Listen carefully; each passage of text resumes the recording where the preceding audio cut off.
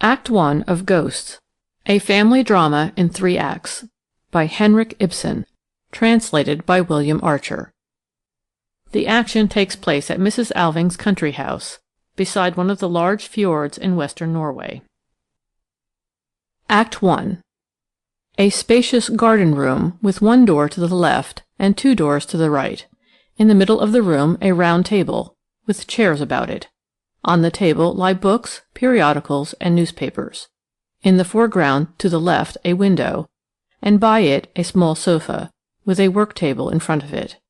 In the background, the room is continued into a somewhat narrower conservatory, the walls of which are formed by large panes of glass.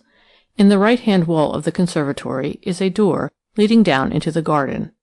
Through the glass wall a gloomy fjord landscape is faintly visible, veiled by steady rain. Engstrand, the carpenter, stands by the garden door. His left leg is somewhat bent. He has a clump of wood under the sole of his boot. Regina, with an empty garden syringe in her hand, hinders him from advancing. What do you want? Stop where you are. You're positively dripping. It's the Lord's own rain, my girl. It's the devil's rain, I say. Lord, how you talk, Regina. He limps a step or 2 forward into the room. It's just this as I wanted to say. Don't clatter so with that foot of yours, I tell you. The young master's asleep upstairs. Asleep? In the middle of the day? It's no business of yours. I was out on the loose last night. I can quite believe that. Yes, we're weak vessels, we poor mortals, my girl. So it seems. And temptations are manifold in this world, you see. But all the same, I was hard at work, God knows, at 5:30 this morning. Very well, only be off now. I won't stop here and have rendezvous with you. What do you say you won't have? I won't have anyone find you here, so just you go about your business. Engstrand advances a step or 2. Blest if I go before I've had a talk with you. This afternoon I shall have finished my work at the schoolhouse, and then I shall take tonight's boat and be off home to the town. Pleasant journey to you. Thank you, my child. Tomorrow the orphanage is to be opened, and then there'll be fine doings, no doubt, and plenty of intoxicating drink going, you know. And nobody shall say of Jacob Engstrand that he can't keep out of temptation's way. Oh. You see, there's to be heaps of grand folks here tomorrow. Pastor Manders is expected from town too. He's coming today. There you see, and I should be cursedly sorry if he found out anything against me, don't you understand? Is that your game? Is what my game? Regina looks hard at him. What are you going to fool Pastor Manders into doing this time? Shh, shh. Are you crazy? Do I want to fool Pastor Manders? Oh, no. Pastor Manders has been far too good a friend to me for that. But I just wanted to say, you know, that I mean to be off home again tonight. The sooner the better, say I. Yes, but I want you with me, Regina. You want me... What are you talking about? I want you to come home with me, I say. Never in this world shall you get me home with you. Oh, we'll see about that. Yes, you may be sure we'll see about it. Me, that have been brought up by a lady like Mrs. Alving. Me, that I'm treated almost as a daughter here. Is it me you want to go home with you? To a house like yours? For shame! What the devil do you mean? Do you set yourself up against your father, you hussy? Regina mutters without looking at him. You've said often enough I was no concern of yours. Pooh! Why should you bother about that? Haven't you many a time sworn at me and called me a... Fi donc? Curse me now, if ever I use such an ugly word. Oh, I remember very well what word you used. Well, but that was only when I was a bit on, don't you know? Temptations are manifold in this world, Regina. Ugh! And besides, it was when your mother was that aggravating. I had to find something to twit her with, my child. She was always setting up for a fine lady. Let me go, Engstrand, let me be. Remember, I was 3 years in Chamberlain Alving's family at Rosenwald. Ha ha ha ha ha! Mercy on us! She could never forget that the captain was made a chamberlain while she was in service here. Poor mother! You very soon tormented her into her grave. Engstrand, with a twist of his shoulders. Oh, of course, I'm to have the blame for everything. Regina turns away. Ugh! And that leg, too. What do you say, my child? Pied de mouton. Is that English, eh? Yes. You picked up some learning out here, and that may come in useful now, Regina. What do you want with me in town? Can you ask what a father wants with his only child? Aren't I a lonely, forlorn widower? Oh, don't try on any nonsense like that with me. Why do you want me? Well, let me tell you, I've been thinking of setting up in a new line of business. You've tried that often enough, and much good you've done with it. Yes, but this time you shall see, Regina. Devil take me. Regina stamps. Stop your swearing! Hush, hush. You're right enough there, my girl. What I wanted to say was just this. I've laid by a very tidy pile from this orphanage job. Have you? That's a good thing for you. What can a man spend his eightpence on here in this country hole? Well, what then? Why, you see, I thought of putting the money into some paying speculation. I thought of a sort of sailor's tavern. Pah! A regular high-class affair, of course. Not any sort of pigsty for common sailors. No, damn it. It would be for captains and mates and regular swells, you know. And I was to... You were to help, to be sure. Only for the look of the thing, you understand. Devil of a bit of hard work shall you have, my girl. You shall do exactly what you like. Oh, indeed. But there must be a petticoat in the house. That's as clear as daylight. For I want to have it a bit lively-like in the evenings, with singing and dancing and so on. You must remember they're weary wanderers on the ocean of life. He comes nearer. Now, don't be a fool and stand in your own light, Regina. What's to become of you out here? Your mistress has given you a lot of learning, but what good is that to you? You're to look after the children at the new orphanage, I hear. Is that the sort of thing for you, eh? Are you so dead set on wearing your life out for a pack of dirty brats? No, if things go as I want them to... Well, there's no saying. There is no saying. What do you mean by there's no saying? Never you mind. How much money have you saved? What, with one thing and another, a matter of 700 or 800 crowns. That's not so bad. It's enough to make a start with, my girl. Aren't you thinking of giving me any? No, I'm blessed if I am. Not even of sending me a scrap of stuff for a new dress? Come to town with me, my lass, and you'll soon get dresses enough. Pooh! I can do that on my own account if I want to. No, a father's guiding hand is what you want, Regina. Now, I've got my eye on a capital house in Little Harbour Street. They don't want much ready money, and it could be a sort of sailor's home, you know. But I will not live with you. I have nothing whatever to do with you. Be off. You wouldn't stop long with me, my girl. No such luck. If you knew how to play your cards, such a fine figure of a girl as you've grown in the last year or two, Well? you'd soon get hold of some mate, or maybe even a captain. I won't marry any of that sort. Sailors have no savoir-vivre. What's that they haven't got? I know what sailors are, I tell you. They're not the sort of people to marry. Then never mind about marrying them. You can make it pay all the same. He, the Englishman, the man with the yacht, he came down with $300, he did. And she wasn't a bit handsomer than you. Regina makes for him. Out you go! Engstrand falls back. Come, you're not going to hit me, I hope. Yes, if you begin talking about mother, I shall hit you. Go away with you, I say. Regina drives him back towards the garden door. And don't slam the doors. Young Mr. Alving. He's asleep, I know. You're mightily taken up with that young Mr. Alving.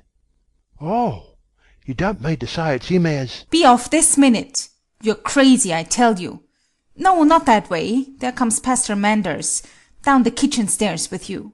Engstrand moves towards the right. Yes, I'm going. But just you talk to him as is coming there. He's the man to tell you what a child owes its father. For I am your father all the same, you know. I can prove it from the church register. He goes out through the second door to the right, which Regina has opened, and closes again after him. Regina glances hastily at herself in the mirror, dusts herself with her pocket-handkerchief, and settles her necktie. Then she busies herself with the flowers. Pastor Manders, wearing an overcoat, carrying an umbrella, and with a small travelling bag on a strap over his shoulder, comes through the garden door into the conservatory. Good morning, Miss Engstrand. Regina turns around, surprised and pleased. No, really. Good morning, Pastor Manders. Is the steamer in already? It is just in. He enters the sitting-room. Terrible weather we have been having lately. Regina follows him. It's such blessed weather for the country, sir. No doubt, you are quite right. We townspeople give too little thought to that. He begins to take off his overcoat. Oh, mayn't I help you? There. Why, how wet it is! I'll just hang it up in the hall. And your umbrella, too. I'll open it and let it dry. She goes out with the things through the second door on the right. Pastor Manders takes off his travelling bag and lays it and his hat on a chair. Meanwhile, Regina comes in again. Ah, it's a comfort to get safe under cover. I hope everything is going on well here. Yes, thank you, sir. You have your hands full, I suppose, in preparation for tomorrow? Yes, there's plenty to do, of course. And Mrs. Alving is at home, I trust? Oh dear, yes. She's just upstairs, looking after the young master's chocolate. Yes, by the by, I heard down at the pier that Oswald had arrived. Yes, he came the day before yesterday. We didn't expect him before today. Quite strong and well, I hope? Yes, thank you, quite, but dreadfully tired with the journey. He has made one rush right through from Paris, the whole way in one train, I believe. He's sleeping a little now, I think, so perhaps we'd better talk a little quietly. Shh, as quietly as you please. Regina arranges an armchair beside the table. Now do sit down, Pastor Manders, and make yourself comfortable. He sits down. She places a footstool under his feet. There. Are you comfortable now, sir? Thanks. Extremely so. He looks at her. Do you know, Miss Engstrand, I positively believe you have grown since I last saw you. Do you think so, sir? Mrs. Alving says I've filled out, too. Filled out? Well, perhaps a little. Just enough. Shall I tell Mrs. Alving you are here? Thanks. There's no hurry, my dear child. By the by, Regina, my good girl, tell me, how is your father getting on out here? Oh, thank you, sir. He's getting on well enough. He called upon me last time he was in town. Did he indeed? He's always so glad of a chance of talking to you, sir. And you often look in upon him at his work, I dare say. I? Oh, of course. When I have time, I... Your father is not a man of strong character, Miss Engstrand. He stands terribly in need of a guiding hand. Oh, yes, I dare say he does. He requires someone near him whom he cares for, and whose judgment he respects. He frankly admitted as much when he last came to see me. Yes, he mentioned something of the sort to me. But I don't know whether Mrs. Alving can spare me, especially now that we've got the new orphanage to attend to. And then I should be so sorry to leave Mrs. Alving. She has always been so kind to me. But a daughter's duty, my good girl. Of course, we should first have to get your mistress's consent. But I don't know whether it would be quite proper for me at my age to keep house for a single man. What? My dear Miss Engstrand, when the man is your own father... Yes, that may be, but all the same.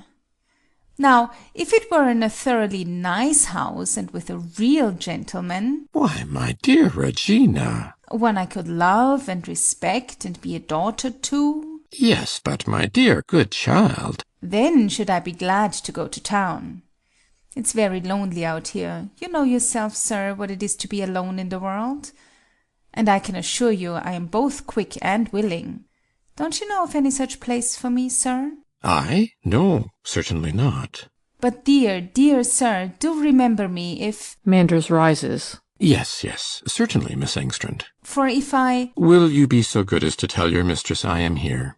I will, at once, sir. She goes out to the left.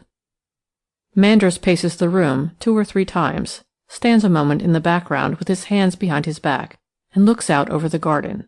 Then he returns to the table, takes up a book and looks at the title page, starts, and looks at several books. Ha! Indeed. Mrs. Alving enters by the door on the left. She is followed by Regina, who immediately goes out by the first door on the right.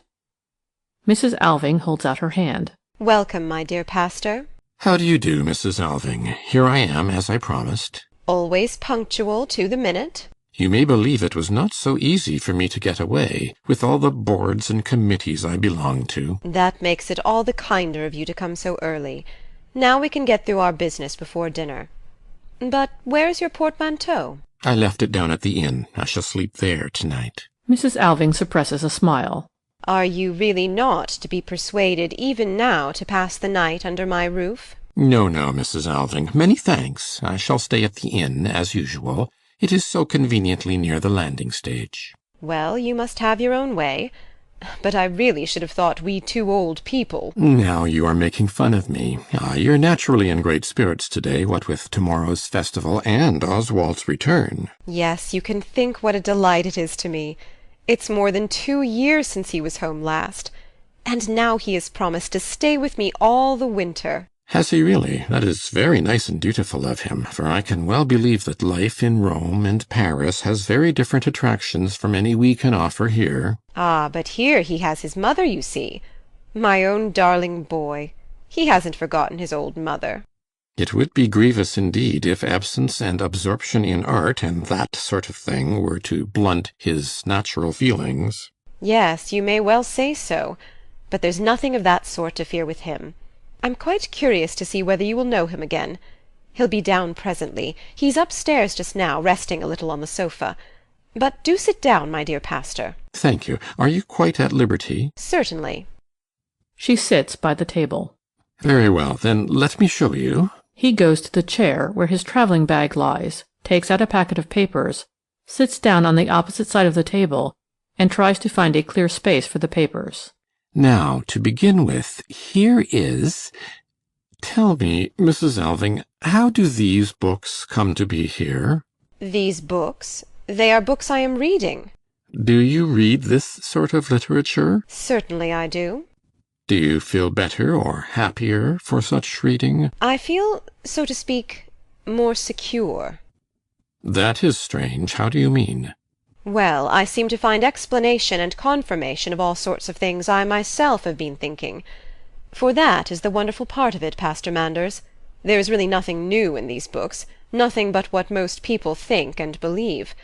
Only most people either don't formulate it to themselves, or else keep quiet about it. Great heavens, do you really believe that most people— I do indeed. But surely not in this country, not here among us? Yes, certainly, here as elsewhere. Well, I really must say— For the rest, what do you object to in these books? Object to in them? You surely do not suppose that I have nothing better to do than to study such publications as these? That is to say, you know nothing of what you are condemning? I have read enough about these writings to disapprove of them. Yes, but your own judgment. My dear Mrs. Alving, there are many occasions in life when one must rely upon others. Things are so ordered in this world, and it is well that they are. Otherwise, what would become of society? Well, well, I dare say you're right there. Besides, I of course do not deny that there may be much that is attractive in such books, nor can I blame you for wishing to keep up with the intellectual movements that are said to be going on in the great world, where you have let your son pass so much of his life. But one should not talk about it, Mrs. Alving. One is certainly not bound to account to everybody for what one reads and thinks within one's own 4 walls. Of course not. I quite agree with you. Only think now how you are bound to consider the interests of this orphanage, which you decided on founding at a time when, if I understand you rightly, you thought very differently on spiritual matters. Oh yes, I quite admit that. But it was about the orphanage. It was about the orphanage we were to speak, yes. All I say is prudence, my dear lady. And now let us get to business. He opens the packet and takes out a number of papers. Do you see these? The documents. All, and in perfect order. I can tell you it was hard work to get them in time. I had to put on strong pressure. The authorities are almost morbidly scrupulous when there is any decisive step to be taken, but here they are at last. He looks through the bundle. See, here is the formal deed of gift of the parcel of ground known as Solvik in the manor of Rosenwald, with all the newly constructed buildings, schoolrooms, master's house, and chapel. And here is the legal fiat for the endowment and for the bylaws of the institution. Will you look at them? He reads. Bylaws for the children's home to be known as Captain Alving's Foundation. Mrs. Alving looks long at the paper. So there it is. I have chosen the designation captain rather than chamberlain. Captain looks less pretentious. Oh, yes, just as you think best. And here you have the bank account of the capital lying at interest to cover the current expenses of the orphanage. Thank you, but please keep it. It'll be more convenient. With pleasure. I think we will leave the money in the bank for the present. The interest is certainly not what we would wish, 4% and 6 months' notice of withdrawal. If a good mortgage could be found later on, of course it must be a first mortgage and an unimpeachable security, then we could consider the matter. Certainly, my dear Pastor Manders, you are the best judge in these things. I will keep my eyes open at any rate. But now there is one more thing which I have several times been intending to ask you. And what is that? Shall the orphanage buildings be insured or not? Of course they must be insured. Well, wait a moment, Mrs. Alving. Let us look into the matter a little more closely. I have everything insured, buildings and movables and stock and crops. Of course you have on your own estate, and so have I, of course. But here, you see, it is quite another matter. The orphanage is to be consecrated, as it were, to a higher purpose. Well, yes, but that's no reason. For my own part, I should certainly not see the smallest impropriety in guarding against all contingencies. No, I should think not. But what is the general feeling in the neighbourhood? You, of course, know better than I. Well, the general feeling. Is there any considerable number of people, really responsible people, who might be scandalized? What do you mean by really responsible people? Well, I mean people in such independent and influential positions that one cannot help attaching some weight to their opinions. There are several people of that sort here who would very likely be shocked if— There, you see, in town we have many such people. Think of all my colleagues' adherents. People would be only too ready to interpret our action as a sign that neither you nor I had the right faith in a higher providence. But for your own part, my dear pastor, you can at least tell yourself that— Yes, I know. My conscience would be quite easy, that is true enough. But nevertheless, we should not escape grave misinterpretation, and that might very likely react unfavourably upon the orphanage. Well, in that case— Nor can I entirely lose sight of the difficult, I may even say painful, position in which I might perhaps be placed. In the leading circles of the town, people take a lively interest in this orphanage. It is, of course, founded partly for the benefit of the town as well, and it is to be hoped it will, to a considerable extent, result in lightening our poor rates. Now, as I have been your adviser and have had the business arrangements in my hands, I cannot but fear that I may have to bear the brunt of fanaticism. Oh, you mustn't run the risk of that. To say nothing of the attacks that would assuredly be made upon me in certain papers and periodicals, which— Enough, my dear Pastor Manders. That consideration is quite decisive. Then you do not wish the orphanage to be insured? No, we will let it alone. Manders leans back in his chair. But if, now, a disaster were to happen, one can never tell, should you be able to make good the damage? No, I tell you plainly I should do nothing of the kind. Then I must tell you, Mrs. Alving, we are taking no small responsibility upon ourselves. Do you think we can do otherwise? No, that is just the point. We really cannot do otherwise. We ought not to expose ourselves to misinterpretation, and we have no right whatever to give offence to the weaker brethren. You, as a clergyman, certainly should not.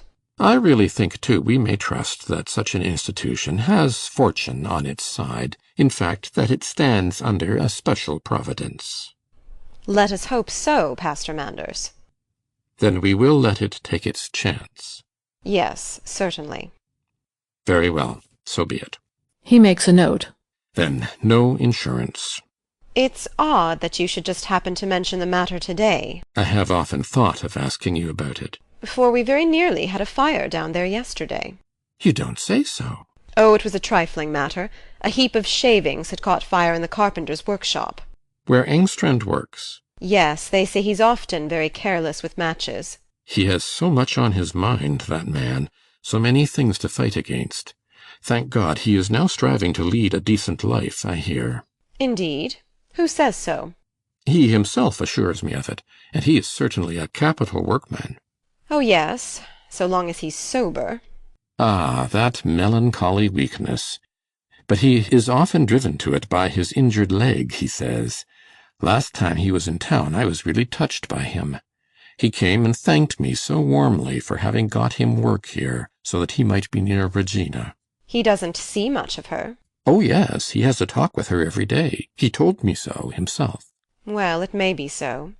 He feels so acutely that he needs someone to keep a firm hold on him when temptation comes.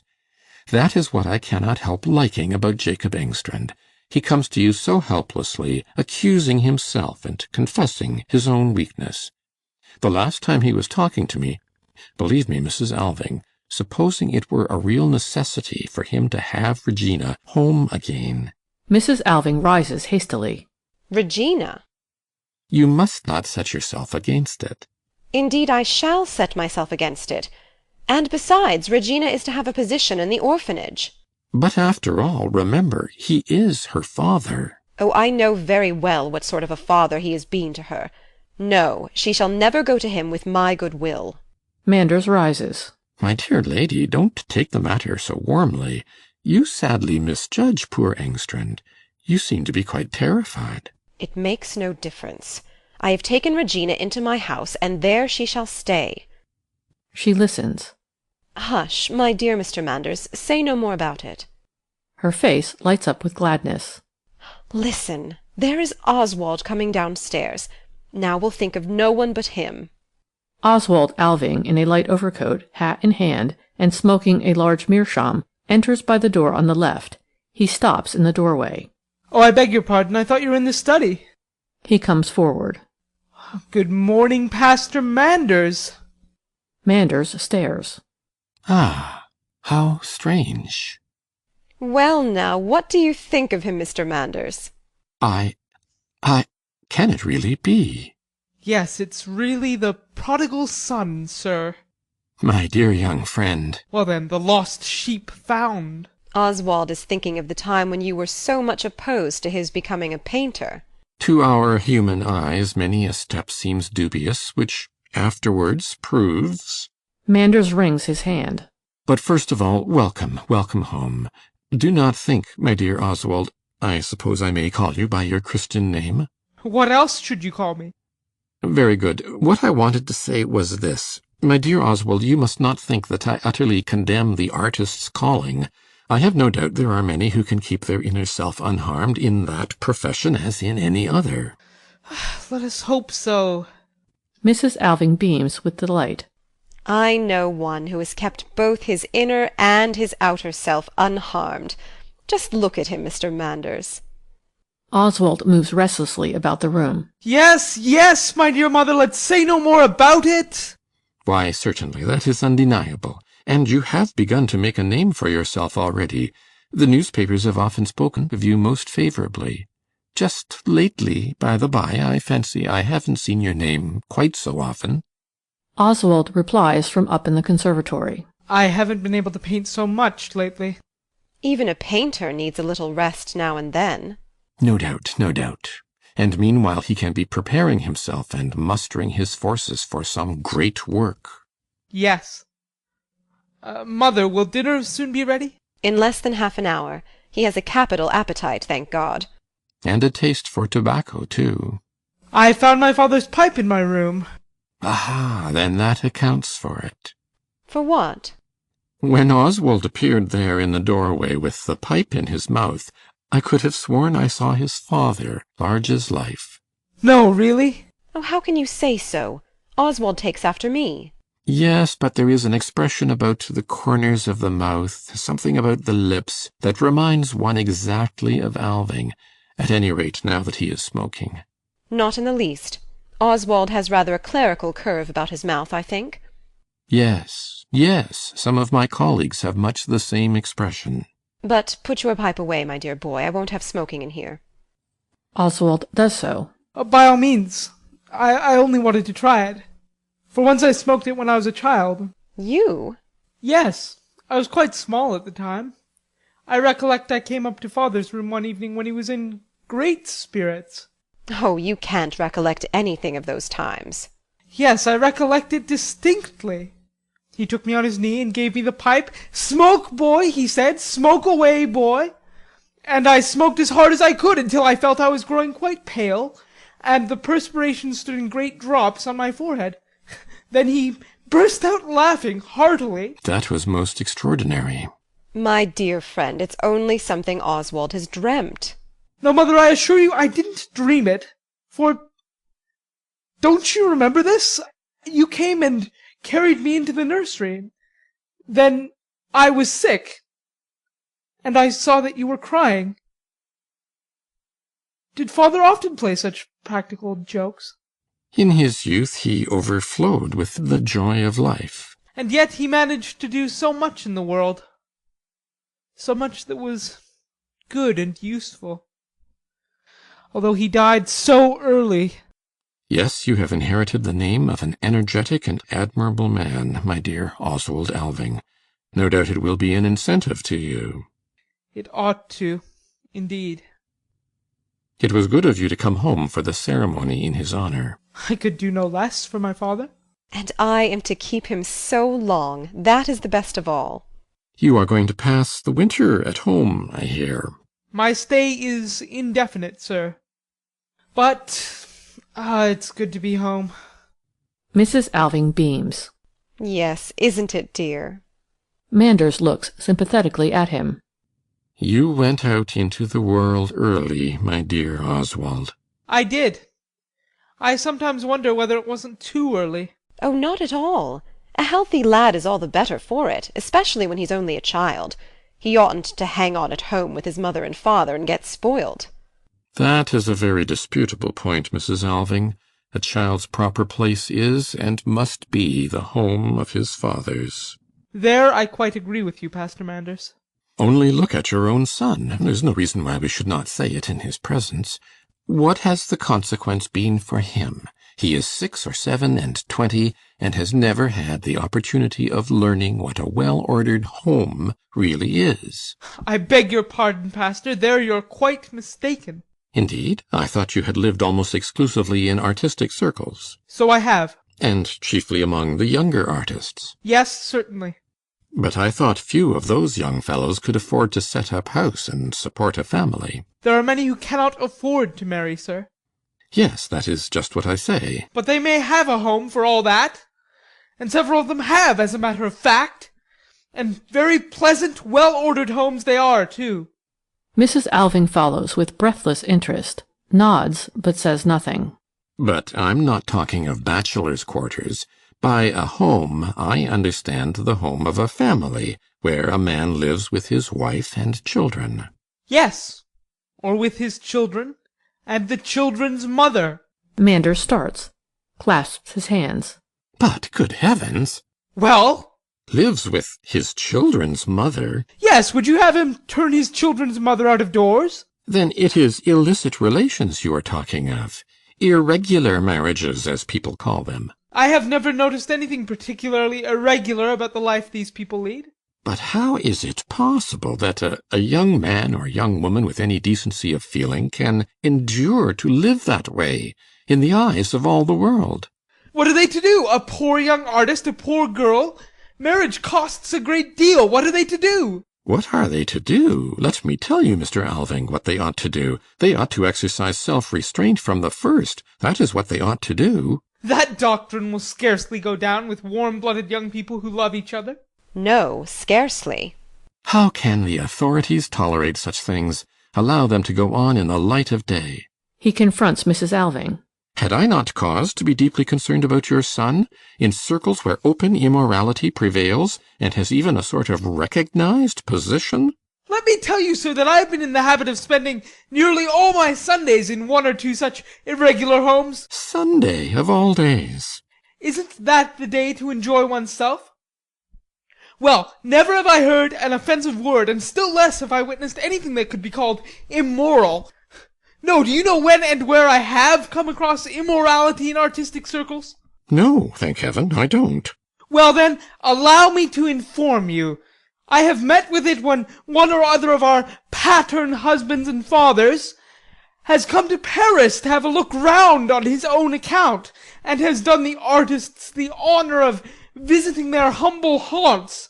They knew what was what. These gentlemen could tell us all about places and things we had never dreamt of. What, do you mean to say that respectable men from home here would— Have you never heard these respectable men, when they got home again, talking about the way in which immorality runs rampant abroad?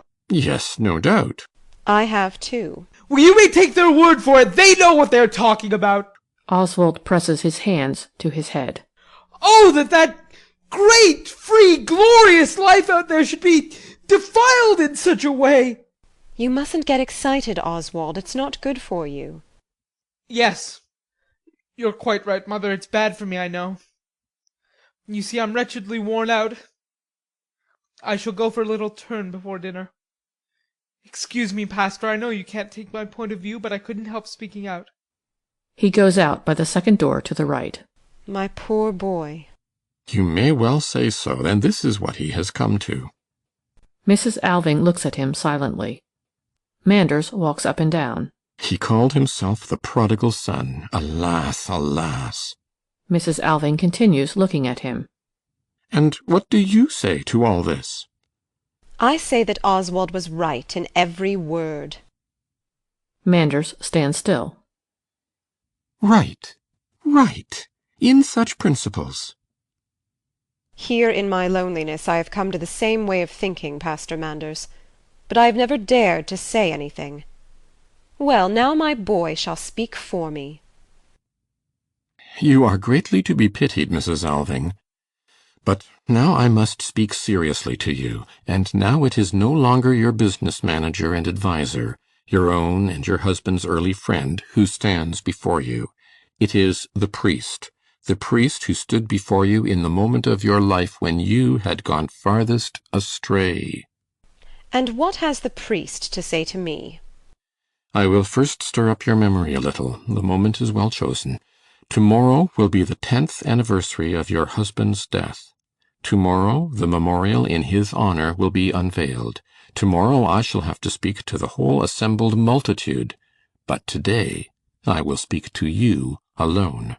Very well, Pastor Manders. Speak. Do you remember that after less than a year of married life you stood on the verge of an abyss, that you forsook your house and home, that you fled from your husband? Yes, Mrs. Alving, fled, and refused to return to him, however much he begged and prayed you? Have you forgotten how infinitely miserable I was in that first year? It is the very mark of the spirit of rebellion to crave for happiness in this life. What right have we human beings to happiness? We have simply to do our duty, Mrs. Alving, and your duty was to hold firmly to the man you had once chosen and to whom you were bound by the holiest ties. You know very well what sort of life Alving was leading, what excesses he was guilty of. I know very well what rumours there were about him, and I am the last to approve the life he led in his young days, if report did not wrong him. But a wife is not appointed to be her husband's judge. It was your duty to bear with humility the cross which a higher power had, in its wisdom, laid upon you. But instead of that, you rebelliously throw away the cross, desert the backslider whom you should have supported, go and risk your good name and reputation, and nearly succeed in ruining other people's reputation into the bargain. Other people's? One other person's, you mean? It was incredibly reckless of you to seek refuge with me. With our clergyman? With our intimate friend? Just on that account. Yes, you may thank God that I possessed the necessary firmness, that I succeeded in dissuading you from your wild designs, and that it was vouchsafed me to lead you back to the path of duty, and home to your lawful husband. Yes, Pastor Manders, that was certainly your work. I was but a poor instrument in a higher hand, and what a blessing has it not proved to you, all the days of your life, that I induced you to resume the yoke of duty and obedience. Did not everything happen as I foretold? Did not Alving turn his back on his errors, as a man should? Did he not live with you from that time, lovingly and blamelessly all his days? Did he not become a benefactor to the whole district? And did he not help you to rise to his own level, so that you, little by little, became his assistant in all his undertakings? And a capital assistant, too. Oh, I know, Mrs. Alving, that praise is due to you. But now I am come to the next great error in your life. What do you mean? Just as you once disowned a wife's duty, so you have since disowned a mother's. Oh. You have been all your life under the dominion of a pestilent spirit of self-will. The whole bias of your mind has been towards insubordination and lawlessness. You have never known how to endure any bond. Everything that has weighed upon you in life you have cast away, without care or conscience, like a burden you were free to throw off at will. It did not please you to be a wife any longer, and you left your husband. You found it troublesome to be a mother, and you sent your child forth among strangers. Yes, that is true. I did so. And thus you have become a stranger to him. No, no, I am not. Yes, you are, you must be. And in what state of mind has he returned to you? Bethink yourself well, Mrs. Alving. You sinned greatly against your husband. That you recognize by raising yonder memorial to him. Recognize now also how you have sinned against your son. There may yet be time to lead him back from the paths of error. Turn back yourself and save what may yet be saved in him. For, with uplifted forefinger, verily, Mrs. Alving, you are a guilt-laden mother. This I have thought it my duty to say to you. You have now spoken out, Pastor Manders, and tomorrow you are to speak publicly in memory of my husband. I shall not speak tomorrow. But now I will speak frankly to you, as you have spoken to me. To be sure, you will plead excuses for your conduct. No, I will only tell you a story. Well?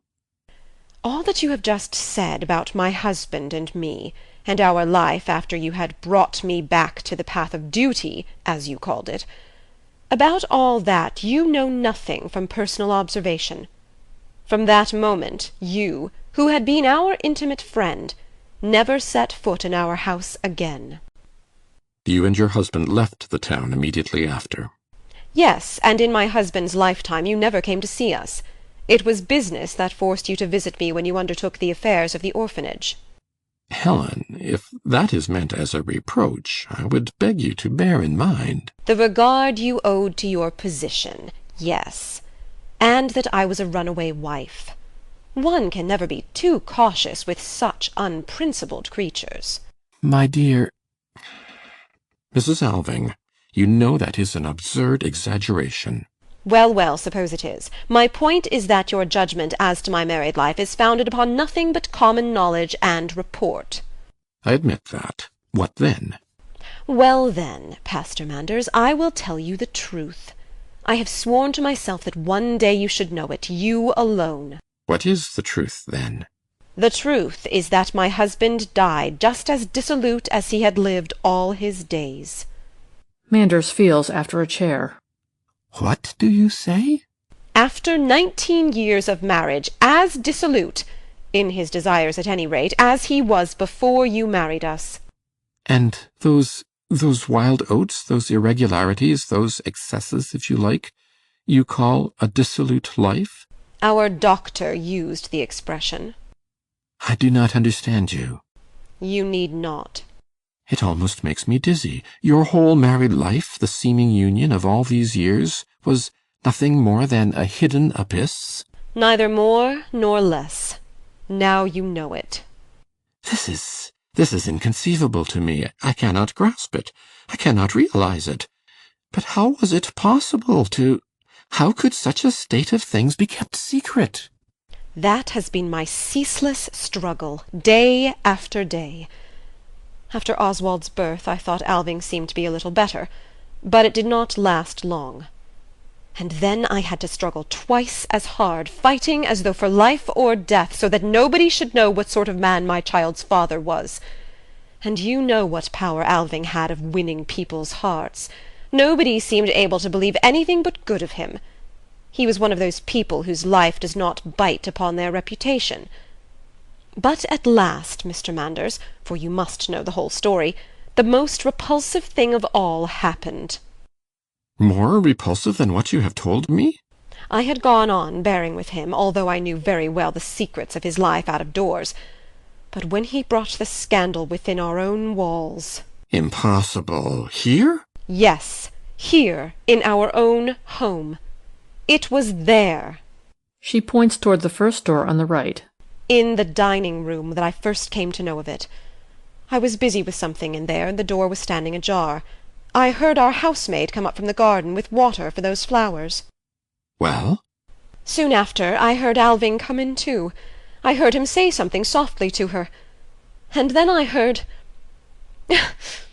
Oh, it still sounds in my ears, so hateful and yet so ludicrous. I heard my own servant-maid whisper, "Let me go, Mr. Alving. Let me be." What unseemly levity on his part! But it cannot have been more than levity, Mrs. Alving. Believe me, it cannot. I soon knew what to believe. Mr. Alving had his way with the girl, and that connection had consequences, Mr. Manders. Such things in this house! In this house! I had borne a great deal in this house. To keep him at home in the evenings and at night, I had to make myself his boon companion in his secret orgies up in his room. There I have had to sit alone with him, to clink glasses and drink with him, and to listen to his ribald, silly talk. I have had to fight with him, to get him dragged to bed. And you were able to bear all this? I had to bear it for my little boy's sake. But when the last insult was added, when my own servant-maid... Then I swore to myself, this shall come to an end. And so I took the reins into my own hand, the whole control, over him and everything else. For now I had a weapon against him, you see. He dared not oppose me. It was then I sent Oswald away from home. He was nearly 7 years old, and was beginning to observe and ask questions, as children do. That I could not bear. It seemed to me the child must be poisoned by merely breathing the air of this polluted house. That was why I sent him away. And now you can see, too, why he was never allowed to set foot inside his home so long as his father lived. No one knows what that cost me.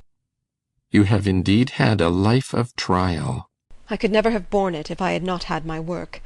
For I may truly say that I have worked. All the additions to the estate, all the improvements, all the labour-saving appliances that Alving was so much praised for having introduced, do you suppose he had energy for anything of the sort? He, who lay all day on the sofa reading an old court guide? No. But I may tell you this, too. When he had his better intervals, it was I who urged him on. It was I who had to drag the whole load when he relapsed into his evil ways, or sank into querulous wretchedness. And it is to this man that you raise a memorial? There you see the power of an evil conscience. Evil? What do you mean? It always seemed to me impossible but that the truth must come out and be believed. So the orphanage was to deaden all rumours and set every doubt at rest. In that you have certainly not missed your aim, Mrs. Alving. And besides, I had one other reason. I was determined that Oswald, my own boy, should inherit nothing whatever from his father. Then it is Alving's fortune that— Yes. The sums I have spent upon the orphanage year by year make up the amount, I have reckoned it up precisely, the amount which made Lieutenant Alving a good match in his day. I don't understand. It was my purchase money. I do not choose that that money should pass into Oswald's hands. My son shall have everything from me. Everything. Oswald Alving enters through the second door to the right. He has taken off his hat and overcoat in the hall. Mrs. Alving goes towards him. Are you back again already? Oh, my dear, dear boy. Yes. What can a fellow do out of doors in this eternal rain? But I hear dinner is ready. That's capital. Regina enters with a parcel from the dining room. A parcel has come for you, Mrs. Alving. She hands it to her. Mrs. Alving, with a glance at Mr. Manders. No doubt copies of the ode for tomorrow's ceremony. And dinner is ready. Very well, we will come directly. I will just— She begins to open the parcel. Regina asks Oswald. Would Mr. Alving like red or white wine? Both, if you please. Bien. Very well, sir. She goes into the dining room. I may as well help to uncork it. He also goes into the dining room, the door of which swings half open behind him. Mrs. Alving, who has opened the parcel— Yes, I thought so. Here is the ceremonial ode, Pastor Manders. Manders folds his hands. With what countenance I am to deliver my discourse tomorrow. Oh, you will get through it somehow. Manders replies softly, so as not to be heard in the dining room. Yes, it would not do to provoke scandal. No. But then this long, hateful comedy will be ended. From the day after tomorrow I shall act in every way as though he who is dead had never lived in this house. There shall be no one here but my boy and his mother. From the dining room comes the noise of a chair overturned, and at the same moment is heard— Oswald, take care. Are you mad? Let me go. Mrs. Alving starts in terror. Ah! She stares wildly towards the half-open door. Oswald is heard laughing and humming. A bottle is uncorked. What can be the matter? What is it, Mrs. Alving? Ghosts! The couple from the conservatory! Risen again! Is it possible? Regina? Is she? Yes. Come. Not a word. She seizes Pastor Manders by the arm and walks unsteadily towards the dining room. End of Act 1. Act 2 of Ghosts. The same room. The mist still lies heavy over the landscape. Manders and Mrs. Alving enter from the dining room. Mrs. Alving stands in the doorway. Vel bekomme, Mr. Manders. She turns back towards the dining room. Aren't you coming too, Oswald? Oswald replies from within. No, thank you. I think I shall go out a little. Yes, do. The weather seems a little brighter now. She shuts the dining room door, goes to the hall door, and calls. Regina! Regina responds from outside. Yes, Mrs. Alving? Go down to the laundry and help with the garlands. Yes, Mrs. Alving. Mrs. Alving assures herself that Regina goes, then shuts the door. I suppose he cannot overhear us in there. Not when the door is shut. Besides, he's just going out.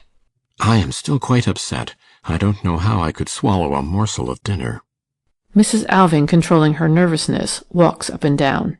Nor I. But what is to be done now? Yes, what is to be done? I am really quite at a loss. I am so utterly without experience in matters of this sort. I feel sure that, so far, no mischief has been done.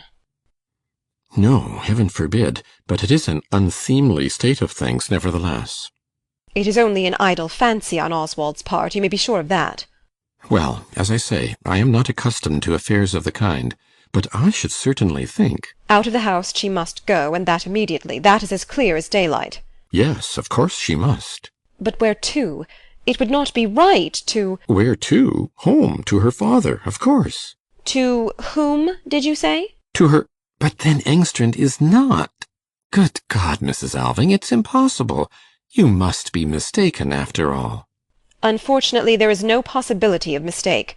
Joanna confessed everything to me, and Alving could not deny it. So there was nothing to be done but get the matter hushed up. No, you could do nothing else. The girl left our service at once and got a good sum of money to hold her tongue for the time. The rest she managed for herself when she got to town. She renewed her old acquaintance with Engstrand, no doubt let him see that she had money in her purse, and told him some tale about a foreigner who put in here with a yacht that summer. So she and Engstrand got married in hot haste. Why, you married them yourself. But then how to account for— I recollect distinctly Engstrand coming to give notice of the marriage. He was quite overwhelmed with contrition, and bitterly reproached himself for the misbehaviour he and his sweetheart had been guilty of. Yes, of course he had to take the blame upon himself. But such a piece of duplicity on his part! And towards me, too! I never could have believed it of Jacob Engstrand. I shall not fail to take him seriously to task, he may be sure of that. And then, the immorality of such a connection! For money! How much did the girl receive? $300. Just think of it, for a miserable $300, to go and marry a fallen woman. Then what have you to say of me? I went and married a fallen man. Why, good heavens, what are you talking about? A fallen man? Do you think Alving was any purer when I went with him to the altar than Joanna was when Engstrand married her? Well, but there is a world of difference between the two cases. Not so much difference, after all, except in the price. A miserable $300, and a whole fortune. How can you compare such absolutely dissimilar cases? You had taken counsel with your own heart and with your natural advisers. Mrs. Alving replies without looking at him. I thought you understood where what you call my heart had strayed to at the time. Had I understood anything of the kind, I should not have been a daily guest in your husband's house. At any rate, the fact remains that with myself I took no counsel whatever. Well, then, with your nearest relatives, as your duty bade you, with your mother and your 2 aunts. Yes, that is true. Those 3 cast up the account for me. Oh, it's marvellous how clearly they made out that it would be downright madness to refuse such an offer. If mother could only see me now and know what all that grandeur has come to. Nobody can be held responsible for the result. This at least remains clear. Your marriage was in full accordance with law and order. Mrs. Alving at the window. Oh, that perpetual law and order! I often think that is what does all the mischief in this world of ours. Mrs. Alving, that is a sinful way of talking. Well, I can't help it. I must have done with all this constraint and insincerity. I can endure it no longer. I must work my way out to freedom. What do you mean by that? She drums on the window frame. I ought never to have concealed the facts of Alving's life, but at that time I dared not do anything else. I was afraid, partly on my own account. I was such a coward. A coward? If people had come to know anything, they would have said, "Poor man, with a runaway wife, no wonder he kicks over the traces." Such remarks might have been made with a certain show of right. She looks steadily at him. If I were what I ought to be, I should go to Oswald and say, "Listen, my boy, your father led a vicious life." Merciful heavens! And then I should tell him all that I have told you, every word of it. You shock me unspeakably, Mrs. Alving. Yes, I know that. I know that very well. I myself am shocked at the idea. Mrs. Alving goes away from the window. I am such a coward. You call it cowardice to do your plain duty? Have you forgotten that a son ought to love and honour his father and mother? Do not let us talk in such general terms. Let us ask, ought Oswald to love and honour Chamberlain Alving? Is there no voice in your mother's heart that forbids you to destroy your son's ideals? But what about the truth? But what about the ideals? Oh, ideals, ideals! If only I were not such a coward! Do not despise ideals, Mrs. Alving. They will avenge themselves cruelly. Take Oswald's case. He unfortunately seems to have few enough ideals as it is, but I can see that his father stands before him as an ideal. Yes, that is true. And this habit of mind you have yourself implanted and fostered by your letters. Yes, in my superstitious awe for duty and the proprieties, I lied to my boy year after year. Oh, what a coward I have been! You have established a happy illusion in your son's heart, Mrs. Alving, and assuredly you ought not to undervalue it. Who knows whether it is so happy after all? But at any rate I will not have any tampering with Regina. He shall not go and wreck the poor girl's life. No, good God, that would be terrible. If I knew he was in earnest, and that it would be for his happiness. What? What then? But it couldn't be. For unfortunately Regina is not the right sort of woman. Well, what then? What do you mean? If I weren't such a pitiful coward, I should say to him, marry her, or make what arrangement you please, only let us have nothing underhand about it. Merciful heavens, would you let them marry? Anything so dreadful, so unheard of. Do you really mean unheard of?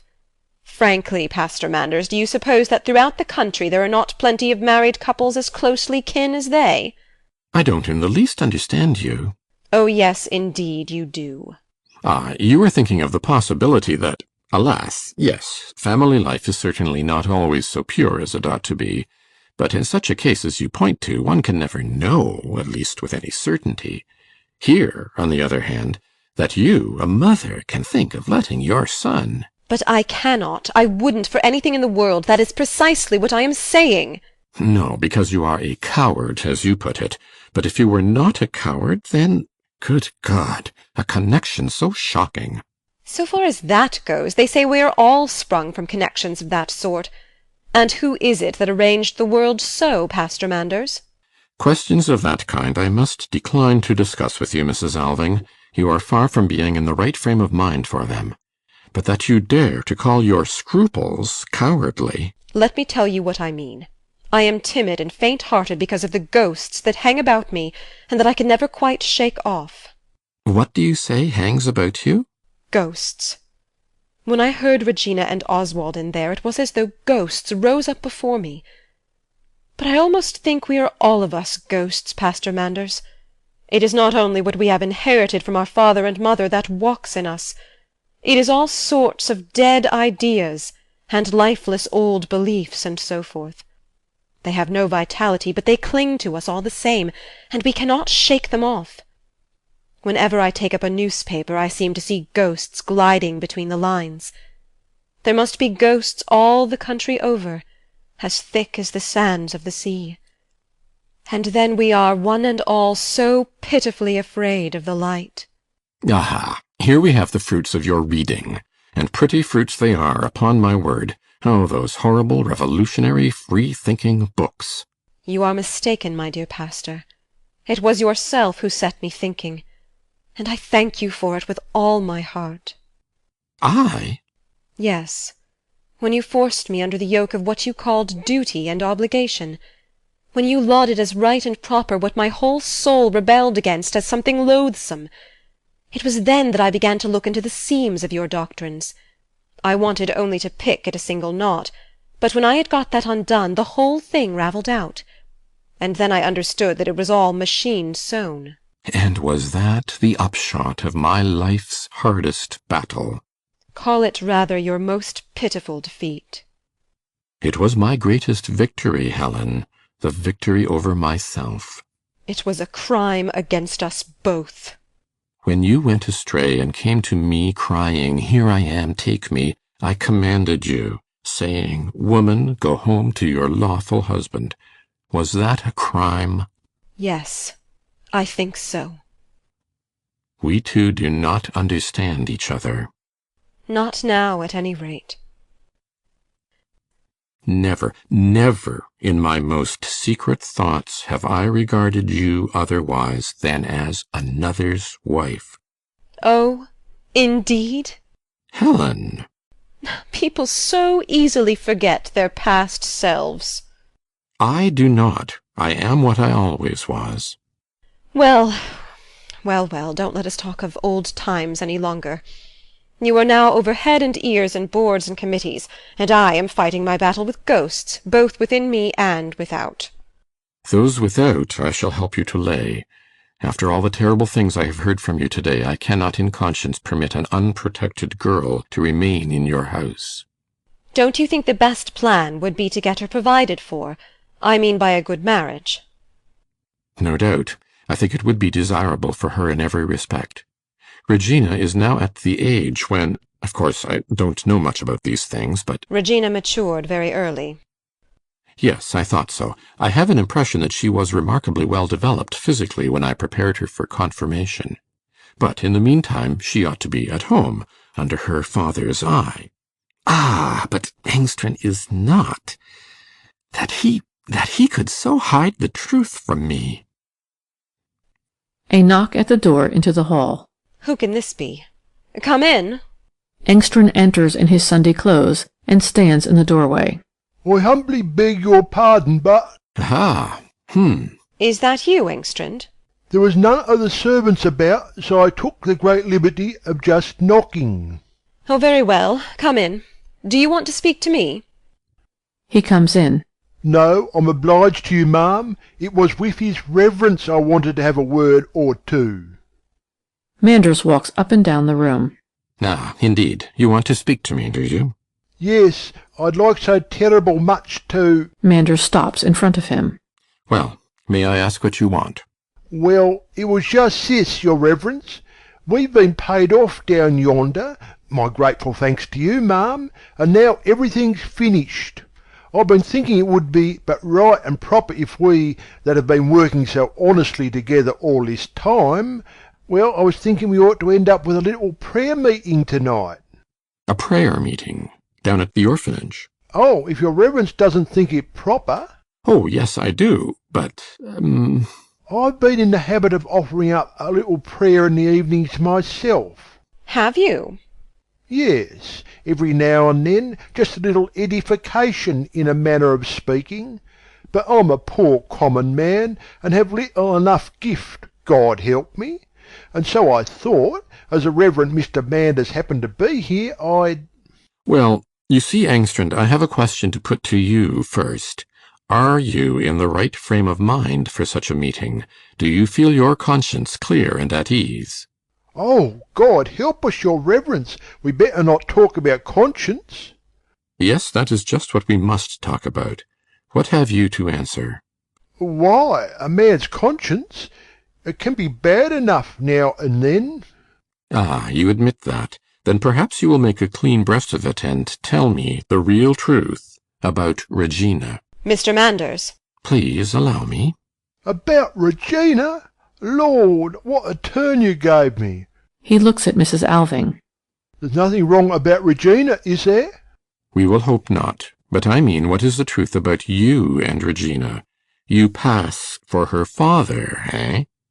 Well, your reverence knows all about me and poor Joanna. Come now, no more prevarication.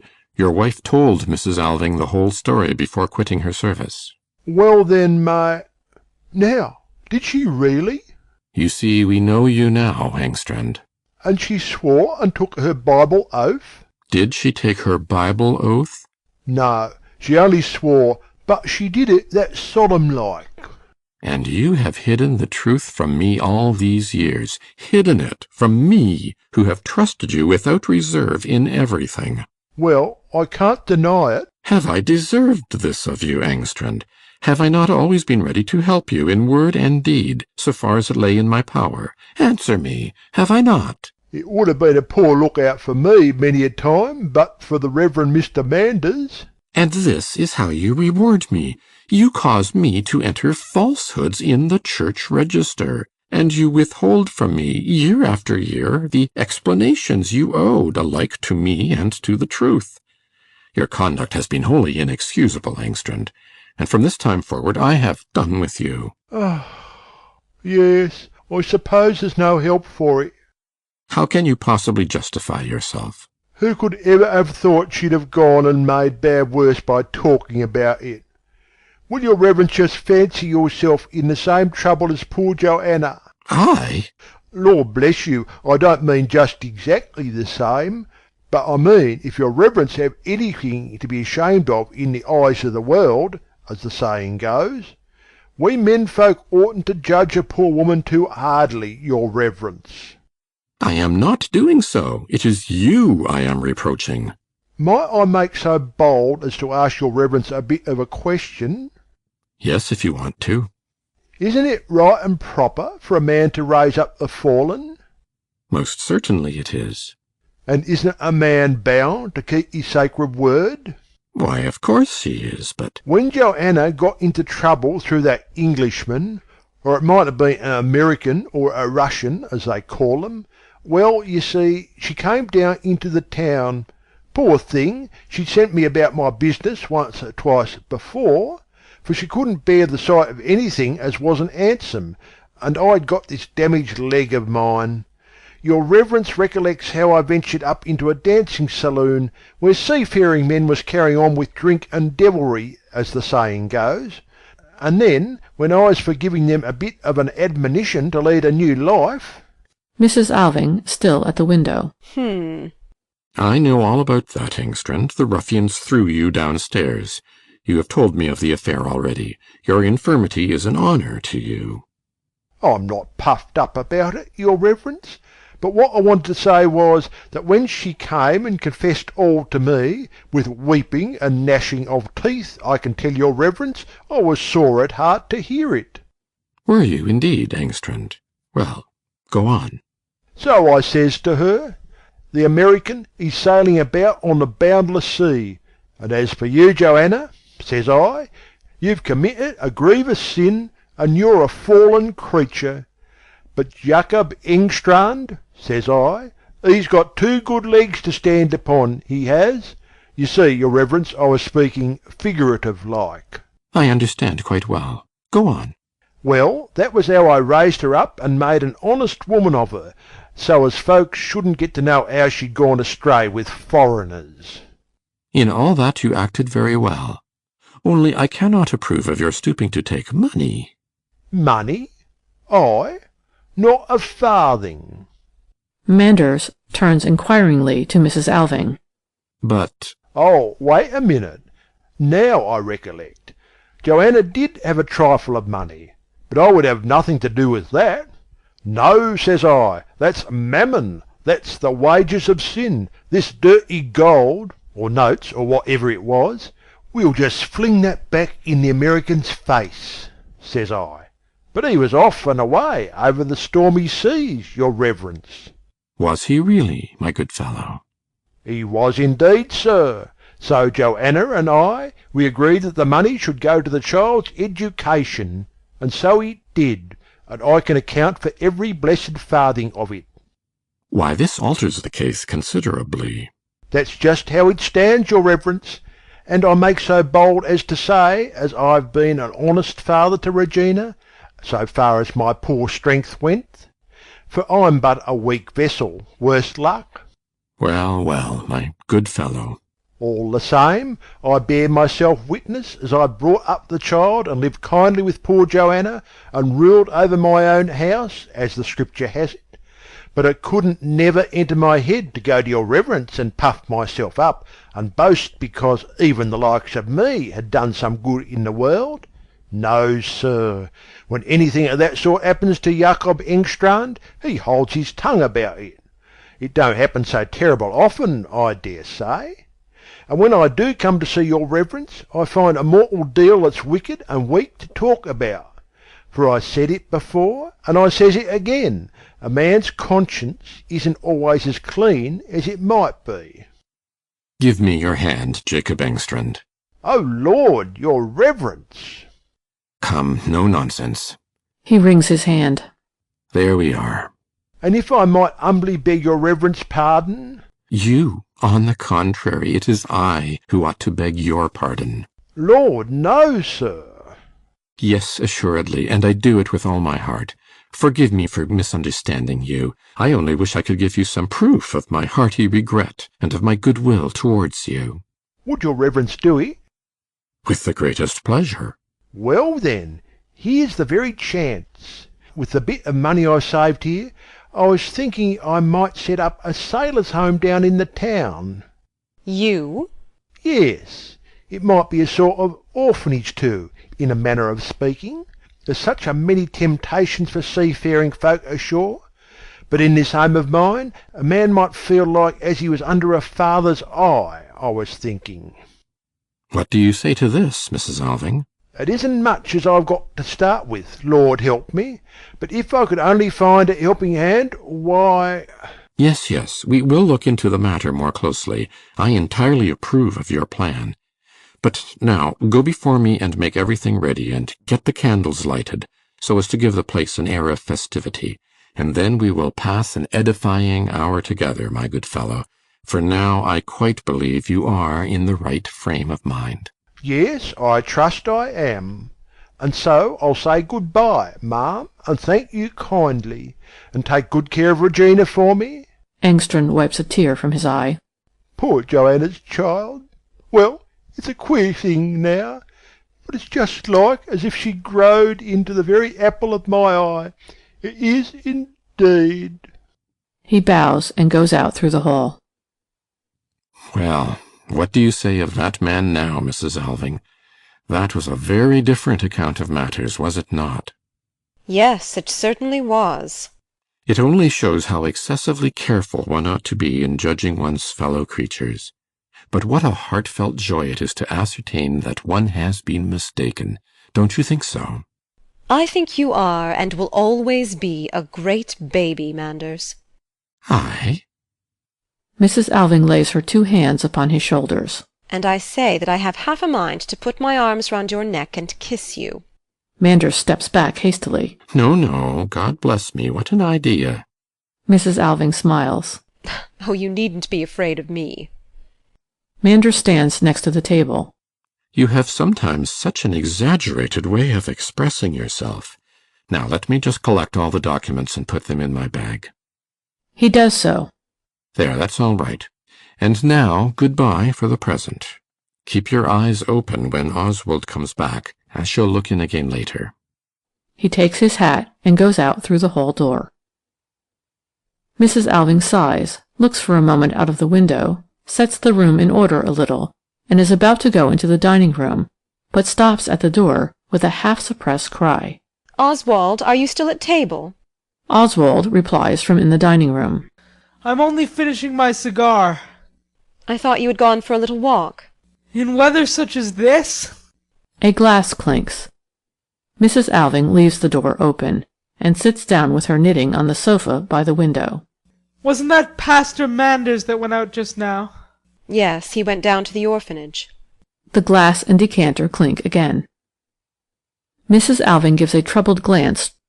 Dear Oswald, you should take care of that liqueur. It is strong. It keeps out the damp. Wouldn't you rather come in here to me? I mayn't smoke in there. You know quite well you may smoke cigars. Oh, all right then, I'll come in. Just a tiny drop more first. There. Oswald comes into the room with his cigar and shuts the door after him. Where has the pastor gone to? I have just told you. He went down to the orphanage. Oh, yes. So you did. You shouldn't sit so long at table, Oswald. Oswald holds his cigar behind him. But I find it so pleasant, Mother. He strokes and caresses her. Just think what it is for me to come home and sit at Mother's own table in Mother's room and eat Mother's delicious dishes. My dear, dear boy. Oswald, somewhat impatiently, walks about and smokes. And what else can I do with myself here? I can't set to work at anything. Why can't you? In weather such as this? Without a single ray of sunshine the whole day? He walks up the room. Oh, not to be able to work! Perhaps it was not quite wise of you to come home. Oh, yes, Mother. I had to. You know I would 10 times rather forego the joy of having you here than let you... Oswald stops beside the table. Now, just tell me, Mother, does it really make you so very happy to have me home again? Does it make me happy? He crumples up a newspaper. I should have thought it must be pretty much the same to you whether I was in existence or not. Have you the heart to say that to your mother, Oswald? But you've got on very well without me all this time. Yes, I have got on without you. That is true. Twilight slowly begins to fall. Oswald paces to and fro across the room. He has laid his cigar down. He stops beside Mrs. Alving. Mother, may I sit on the sofa beside you? She makes room for him. Yes, do, my dear boy. He sits down. There's something I must tell you, Mother. Well? Oswald looks fixedly before him. For I can't go on hiding it any longer. Hiding what? What is it? I could never bring myself to write you about it. And since I've come home... Mrs. Alving seizes him by the arm. Oswald, what is the matter? Both yesterday and today I've tried to put the thoughts away from me, to cast them off, but it's no use. She rises. Now you must tell me everything, Oswald. Oswald draws her down to the sofa again. Sit still, and then I will try to tell you. I complained of fatigue after my journey. Well, what then? But it isn't that is the matter with me, not any ordinary fatigue. Mrs. Alving tries to jump up. You are not ill, Oswald. He draws her down again.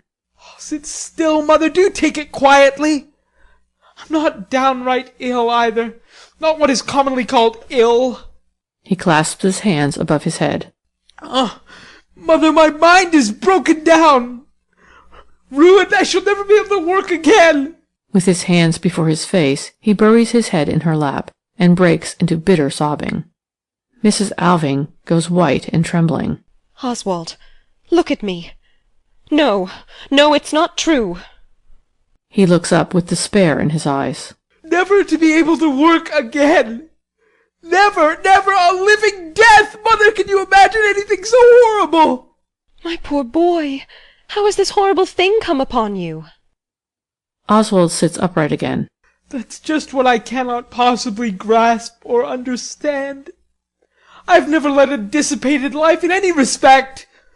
You mustn't believe that of me, Mother. I've never done that. I am sure you haven't, Oswald. And yet this has come upon me just the same, this awful misfortune. Oh, but it will pass over, my dear, blessed boy. It's nothing but overwork. Trust me, I am right. I thought so too at first, but it isn't so. Tell me everything from beginning to end. Yes, I will. When did you first notice it? It was directly after I had been home last time and had got back to Paris again. I began to feel the most violent pains in my head. Chiefly in the back of my head they seemed to come. It was as though a tight iron ring was being screwed round my neck and upwards. Well, and then? At first I thought it was nothing but the ordinary headache I had been so plagued with while I was growing up. Yes, yes. But it wasn't that. I soon found that out. I couldn't work any more. I wanted to begin upon a big new picture, but my powers seemed to fail me. My strength was crippled. I could form no definite images. Everything swam before me, whirling round and round. Oh, it was an awful state. At last I sent for a doctor, and from him I learned the truth. How do you mean? He was one of the first doctors in Paris. I told him my symptoms, and then he set to work asking me a string of questions which I thought had nothing to do with the matter. I couldn't imagine what the man was after. Well? At last he said, "There has been something worm-eaten in you from your birth." He used that very word, vermoulu. What did he mean by that? I didn't understand either, and begged him to explain himself more clearly. And then the old cynic said... He clenches his fist. Oh. What did he say? He said, "The sins of the fathers are visited upon the children." Mrs. Alving rises slowly. The sins of the fathers? I very nearly struck him in the face. Mrs. Alving walks away across the room. The sins of the fathers. Oswald smiles sadly. Yes, What do you think of that? Of course I answered him that such a thing was out of the question. But do you think he gave in? No, he stuck to it. And it was only when I produced your letters and translated the passages relating to father. But then? Then, of course, he had to admit that he was on the wrong track. And so I learned the truth. The incomprehensible truth. I ought not to have taken part with my comrades in that light-hearted, glorious life of theirs. It had been too much for my strength. So I had brought it upon myself. Oswald, no, no, do not believe it. No other explanation was possible, he said. That's the awful part of it. Incurably ruined for life by my own heedlessness. All that I meant to have done in the world, I never dare think of it again. I'm not able to think of it. Oh, if only I could live over again and undo all I have done! He buries his face in the sofa. Mrs. Alving wrings her hands and walks in silent struggle backwards and forwards. After a while Oswald looks up and remains resting upon his elbow. If it had only been something inherited, something one wasn't responsible for. But this, to have thrown away so shamefully, thoughtlessly, recklessly, one's own happiness, one's own health, everything in the world, one's future, one's very life. No, no, my dear, darling boy, this is impossible. She bends over him. Things are not so desperate as you think. Oh, you don't know. He springs up. And then, mother, to have caused you all this sorrow. Many a time I've almost wished and hoped that at bottom you didn't care so very much about me. I, Oswald? My only boy? You are all I have in the world, the only thing I care about. Oswald seizes both her hands and kisses them. Yes, yes, I see it. When I'm at home I see it, of course. And that's almost the hardest part for me. But now you know the whole story, and now we won't talk any more about it today. I daren't think of it for long together. He goes up the room. Get me something to drink, mother. To drink? What do you want to drink now? Oh, anything you like. You have some cold punch in the house. Yes, but my dear Oswald. Don't refuse me, mother. Do be kind now. I must have something to wash down all these gnawing thoughts. Oswald goes into the conservatory. And then, it's so dark here. Mrs. Alving pulls a bell rope on the right. And this ceaseless rain. It may go on week after week for months together. Never to get a glimpse of the sun. I can't recollect ever having seen the sun shine all the times I've been at home. Oswald, you are thinking of going away from me. I'm not thinking of anything. I can't think of anything. I let thinking alone. Regina calls from the dining room. Did you ring, ma'am? Yes, let us have the lamp in. Yes, ma'am. It's ready lighted. Regina goes out. Mrs. Alving goes across to Oswald. Oswald, be frank with me. Well, so I am, mother. He goes to the table. I think I have told you enough. Regina brings the lamp and sets it upon the table. Regina, you may bring us a small bottle of champagne. Very well, ma'am. Regina goes out. Oswald puts his arm round Mrs. Alving's neck. That's just what I wanted. I knew mother wouldn't let her boy go thirsty. My own poor darling Oswald, how could I deny you anything now? Is that true, mother? Do you mean it? How? What? That you couldn't deny me anything? My dear Oswald. Hush! Regina brings a tray with a half bottle of champagne and 2 glasses, which she sets on the table. Shall I open it? No, thanks. I'll do it myself. Regina goes out again. Mrs. Alving sits down by the table. What was it you meant, that I mustn't deny you? Oswald busies himself opening the bottle. First, let us have a glass. Or 2. The cork pops. He pours wine into one glass and is about to pour it into the other. Mrs. Alving holds her hand over it. Thanks, not for me. Oh, won't you? Then I will. He empties the glass, fells, and empties it again. Then he sits down by the table. Well? Oswald replies without looking at her. Tell me, I thought you and Pastor Manders seemed so odd, so quiet at dinner today. Did you notice it? Yes. Tell me, what do you think of Regina? What do I think? Yes, isn't she splendid? My dear Oswald, you don't know her as I do. Well? Regina, unfortunately, was allowed to stay at home too long. I ought to have taken her earlier into my house. Yes, but isn't she splendid to look at, Mother? He fills his glass. Regina has many serious faults.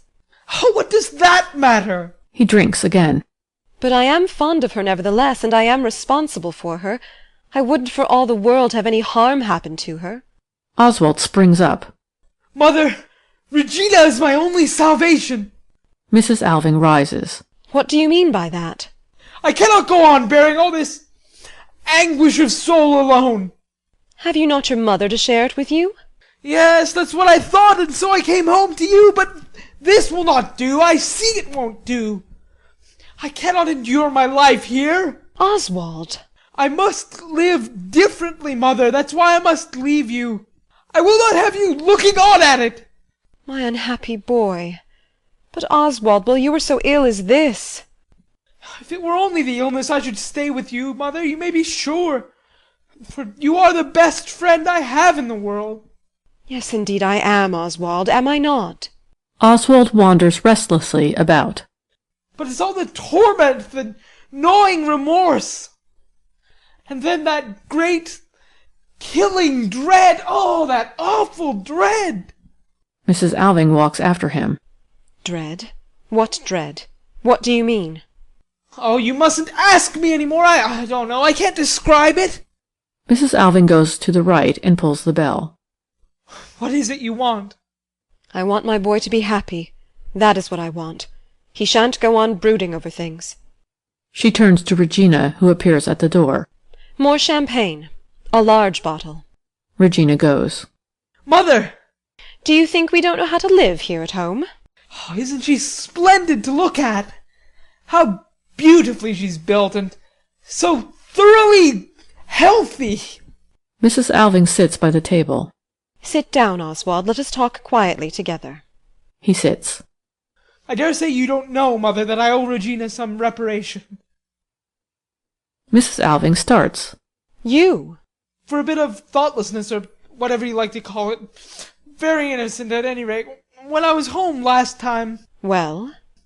She used often to ask me about Paris, and I used to tell her one thing and another. Then I recollect I happened to say to her one day, "Shouldn't you like to go there yourself?" Well? I saw her face flush, and then she said, yes, I should like it of all things. Ah, well, I replied it might perhaps be managed, or something like that. And then? Of course, I had forgotten all about it, but the day before yesterday I happened to ask her whether she was glad I was to stay at home so long. Yes? And then she gave me such a strange look and asked, "But what's to become of my trip to Paris?" Her trip? And so it came out that she had taken the whole thing seriously. That she had been thinking of me the whole time and had set to work to learn French. So that was why. Mother, when I saw that fresh, lovely, splendid girl standing there before me, till then I had hardly noticed her, but when she stood there as though with open arms ready to receive me... Oswald! Then it flashed upon me that in her lay my salvation. For I saw that she was full of the joy of life. The joy of life? Can there be salvation in that? Regina enters from the dining room with a bottle of champagne. I'm sorry to have been so long, but I had to go to the cellar. She places the bottle on the table. And now bring another glass. Regina looks at him in surprise. There is Mrs. Alving's glass, Mr. Alving. Yes, but one for yourself, Regina. Regina starts and gives a lightning-like side glance at Mrs. Alving. Why do you wait? Is it Mrs. Alving's wish? Bring the glass, Regina. Regina goes out into the dining room. Oswald follows her with his eyes. Have you noticed how she walks? So firmly and lightly. This can never be, Oswald.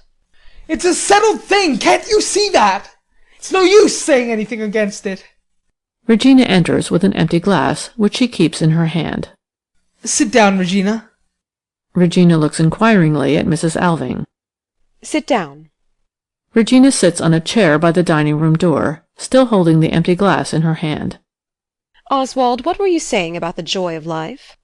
Ah, the joy of life, mother! That's a thing you don't know much about in these parts. I have never felt it here. Not when you were with me? Not when I'm at home.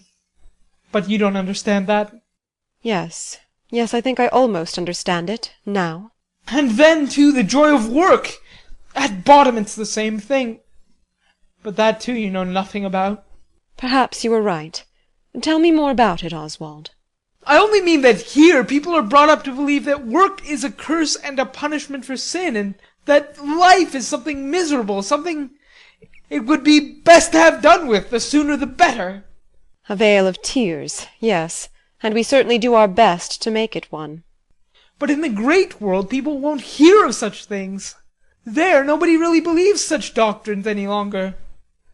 There you feel it a positive bliss and ecstasy merely to draw the breath of life. Mother, have you noticed that everything I have painted has turned upon the joy of life? Always, always upon the joy of life. Light and sunshine and glorious air and faces radiant with happiness. That is why I'm afraid of remaining at home with you. Afraid? What are you afraid of here with me? I'm afraid lest all my instincts should be warped into ugliness. Mrs. Alving looks steadily at him. Do you think that is what would happen? I know it. You may live the same life here as there, and yet it won't be the same life. Mrs. Alving, who has been listening eagerly, rises, her eyes big with thought, and says, Now I see the sequence of things. What is it you see? I see it now for the first time, and now I can speak. Oswald rises. Mother, I don't understand you. Regina has also risen. Perhaps I ought to go. No, stay here. Now I can speak. Now, my boy, you shall know the whole truth, and then you can choose. Oswald, Regina. Hush! The pastor. Pastor Manders enters by the hall door. There, we have had a most edifying time down there. So have we. We must stand by Engstrand and his sailors' home. Regina must go to him and help him. No, thank you, sir. Manders notices her for the first time. What, you here? And with a glass in your hand? Regina hastily puts the glass down. Pardon. Regina is going with me, Mr. Manders. Going? With you? Yes, as my wife, if she wishes it. But merciful God! I can't help it, sir. Or she'll stay here, if I stay. Here? I am thunderstruck at your conduct, Mrs. Alving. They will do neither one thing nor the other, for now I can speak out plainly. You surely will not do that. No, no, no. Yes, I can speak, and I will, and no ideal shall suffer after all. Mother, what is it you're hiding from me? Regina listens. Oh, ma'am, listen. Don't you hear shouts outside? She goes into the conservatory and looks out. Oswald goes to the window at the left. What's going on? Where does that light come from? The orphanage is on fire! Mrs. Alving rushes to the window. On fire! On fire? Impossible, I've just come from there. Where's my hat? Oh, never mind it. Father's orphanage! Oswald rushes out through the garden door. My shawl, Regina. The whole place is in a blaze. Terrible! Mrs. Alving, it is a judgment upon this abode of lawlessness. Yes, of course. Come, Regina. She and Regina hasten out through the hall. Manders clasps his hands together. And we left it uninsured. He goes out the same way. End of Act 2. Act 3. The room as before. All the doors stand open. The lamp is still burning on the table. It is dark out of doors. There is only a faint glow from the conflagration in the background to the left.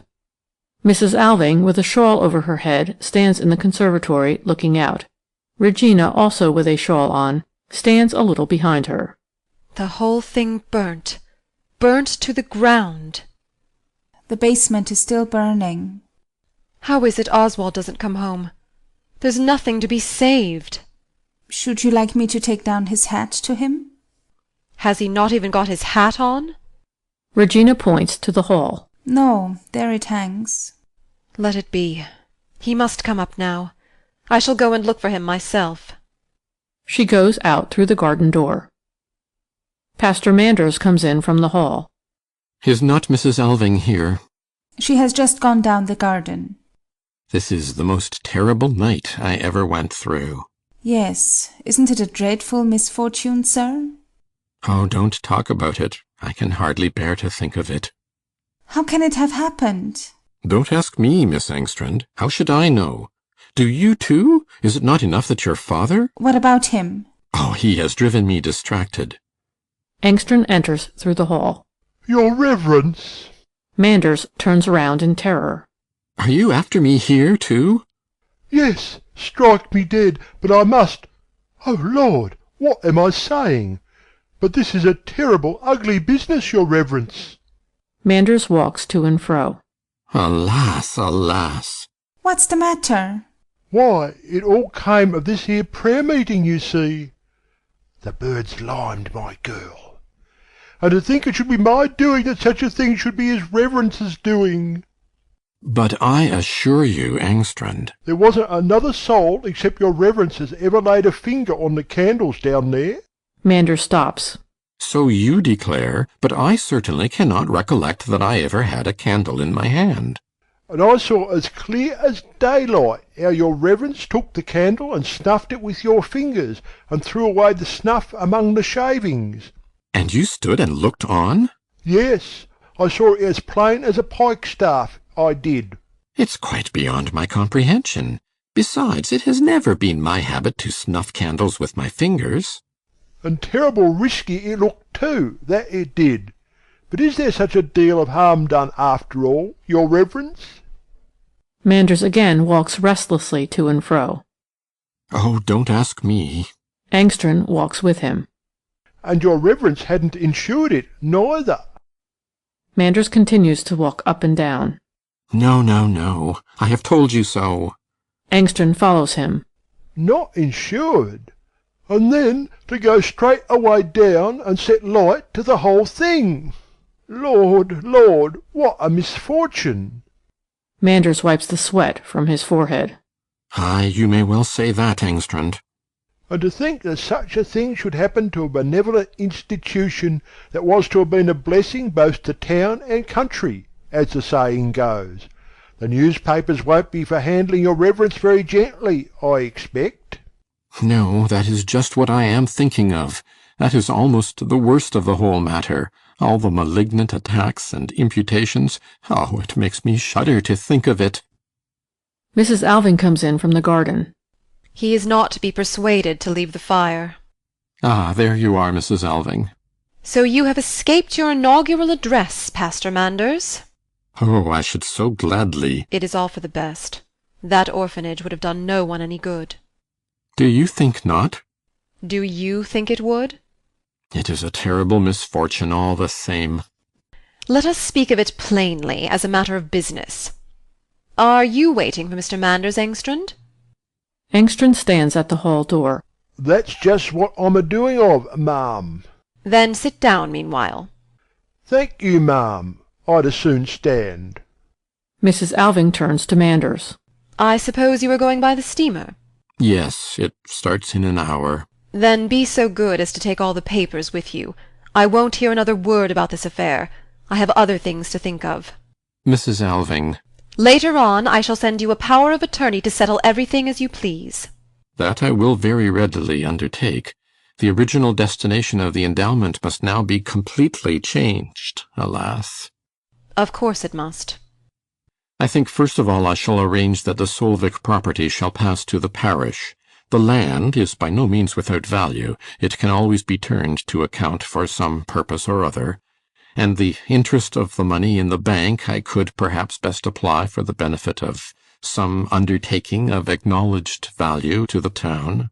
Do just as you please. The whole matter is now completely indifferent to me.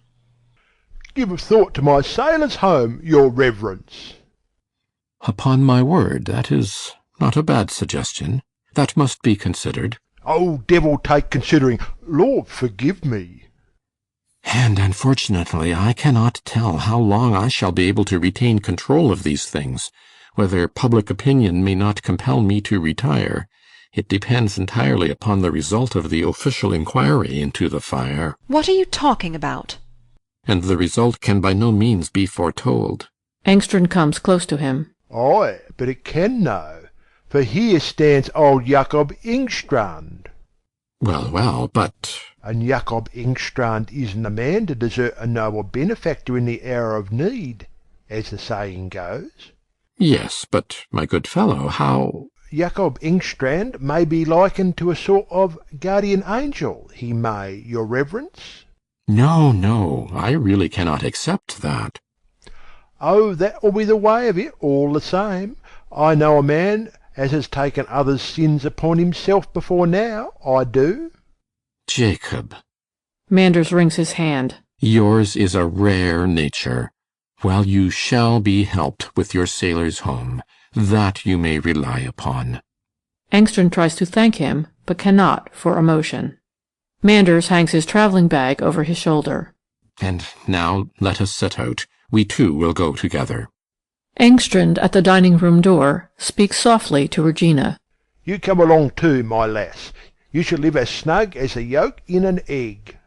Regina tosses her head. Merci. She goes out into the hall and fetches Manders' overcoat. Goodbye, Mrs. Alving, and may the spirit of law and order descend upon this house, and that quickly. Goodbye, Pastor Manders. Mrs. Alving goes up towards the conservatory, as she sees Oswald coming in through the garden door. Engstrand and Regina help Manders to get his coat on. Then, to Mrs. Alving and Oswald. Goodbye, my child, and if any trouble should come to you, you know where Jacob Engstrand is to be found. Little Harbour Street. Engstrand then speaks to Mrs. Alving and Oswald. And the refuge for wandering mariners shall be called Chamberlain Alving's Home, that it shall. And if so be as I'm spared to carry on in that house in my own way, I make so bold as to promise that it shall be worthy of the Chamberlain's memory. Manders stands in the doorway. Come along, my dear Engstrand. Goodbye. Goodbye. He and Engstrand go out through the hall. Oswald goes towards the table. What house was he talking about? Oh, a kind of home that he and Pastor Manders want to set up. It will burn down like the other. What makes you think so? Everything will burn. All that recalls father's memory is doomed. Here am I, too, burning down. Regina starts and looks at him. Oswald, you oughtn't to have remained so long down there, my poor boy. Oswald sits down by the table. I almost think you are right. Let me dry your face, Oswald. You are quite wet. She dries his face with her pocket-handkerchief. Oswald stares indifferently in front of him. Thanks, Mother. Are you not tired, Oswald? Should you like to sleep? No, not to sleep. I never sleep. I only pretend to. That will come soon enough. Mrs. Alving looks sorrowfully at him. Yes, you really are ill, my blessed boy. Is Mr. Alving ill? Oh, do shut all the doors! This killing dread! Close the doors, Regina. Regina shuts them and remains standing by the hall door. Mrs. Alving takes her shawl off. Regina does the same. Mrs. Alving draws a chair across to Oswald's and sits by him. There now. I am going to sit beside you. Yes, do! And Regina shall stay there too. Regina shall be with me always. You will come to the rescue, Regina, won't you? I don't understand. To the rescue? Yes, when the need comes. Oswald, have you not your mother to come to the rescue? You? He smiles. No, Mother, that rescue you will never bring me. You, He looks earnestly at her. though, after all, who ought to do it if not you? Why can't you say thou to me, Regina? Why don't you call me Oswald? I don't think Mrs. Alving would like it. You shall have leave to, presently. And meanwhile sit over here beside us. Regina seats herself demurely and hesitatingly at the other side of the table. And now, my poor suffering boy, I am going to take the burden off your mind. You, mother. All the gnawing remorse and self-reproach you speak of. And you think you can do that? Yes, now I can, Oswald. A little while ago you spoke of the joy of life, and at that word a new light burst for me over my life and everything connected with it. Oswald shakes his head. I don't understand you. You ought to have known your father when he was a young lieutenant. He was brimming over with the joy of life. Yes, I know he was. It was like a breezy day only to look at him. And what exuberant strength and vitality there was in him. Well? Well, then, child of joy as he was, for he was like a child in those days, he had to live at home here in a half-grown town which had no joys to offer him, only dissipations. He had no object in life, only an official position. He had no work into which he could throw himself heart and soul. He had only business. He had not a single comrade that could realize what the joy of life meant, only loungers and boon companions. Mother! So the inevitable happened. The inevitable? You told me yourself this evening what would become of you if you stayed at home. Do you mean to say that father? Your poor father found no outlet for the overpowering joy of life that was in him, and I brought no brightness into his home. Not even you. They had taught me a great deal about duties and so forth, which I went on obstinately believing in. Everything was marked out into duties, into my duties and his duties, and I am afraid I made his home intolerable for your poor father, Oswald. Why have you never spoken of this in writing to me? I have never before seen it in such a light that I could speak of it to you, his son. In what light did you see it, then? I saw only this one thing, that your father was a broken-down man before you were born. Ah. Oswald rises and walks away to the window. And then, day after day, I dwelt on the one thought that by rights Regina should be at home in this house, just like my own boy. Oswald turns round quickly. Regina? Regina springs up and asks with bated breath. I? Yes. Now you know it. Both of you. Regina! Regina murmurs to herself. So mother was that kind of woman. Your mother had many good qualities, Regina. Yes, but she was one of that sort all the same. Oh, I've often suspected it, but... And now, if you please, ma'am, may I be allowed to go away at once? Do you really wish it, Regina? Yes, indeed I do. Of course you can do as you like, but... Oswald goes towards Regina. Go away now? Your place is here! Merci, Mr. Alving. Or now, I suppose I may say Oswald. But I can tell you this wasn't at all what I expected.